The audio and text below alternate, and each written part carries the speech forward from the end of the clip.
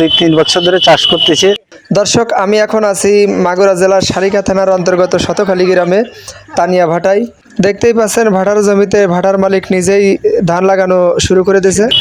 আর মনে করি যে এই দেশে হাজার হাজার ভাটায় হাজার হাজার একর জমি অনাবাদি পড়ে থাকে, তার কারণে দেশের মানুষের কর্মসংস্থানের পাশাপাশি খাদ্য ঘাটতির একটা বিরাট অংশ ঘাটতি পূরণ হবে, সমাধান হবে। বাংলাদেশের অধিকাংশ ভাটায় দেখা যায় যে 6 মাস ইট কাটেন আর 6 মাস ভাটা ফেলে রাখা হয় জমিগুলো।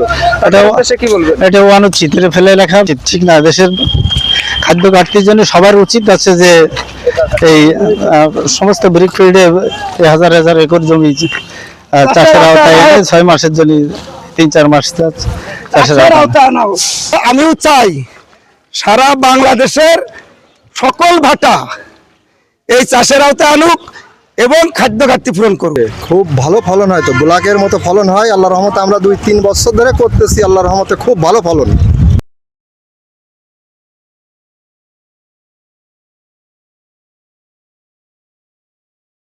টোটাল ভাটায় কত বিঘা জমিতে ধান চাষ করা আছে? 4 একর। দীর্ঘ 4-5 বছর চাষ করতেছি, এখানে চাষে আমাদের লস হচ্ছে না। দর্শক, যেমনটি আপনারা শুনতে পাচ্ছিলেন, পুরো ভাটায় কিন্তু ধান চাষ করা হচ্ছে এবং এই ধান চাষটা করা হচ্ছে আনসিজনে। যখন ভাটার সিজন থাকে তখন ভাটায় ইট তৈরি হয় এবং ভাটায় যখন আনসিজন হয় তখন ভাটার এই জমিগুলো পড়ে থাকে।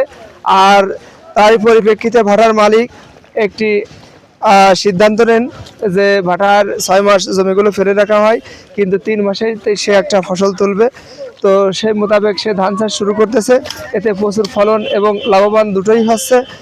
তো বাংলাদেশে যারা ভাটার ব্যবসা করেন, আমি সাজেস্ট করব তাদেরকে যে তারাও যেন একইভাবে সিজনে ইটের ব্যবসা এবং আনসিজনে ধানের চাষ শুরু করে। তো ভিডিওটি আজ এ পর্যন্তই। ধন্যবাদ, ভালো থাকবেন, সুস্থ থাকবেন, দেখা হবে আগামী ভিডিওতে। আল্লাহ হাফেজ।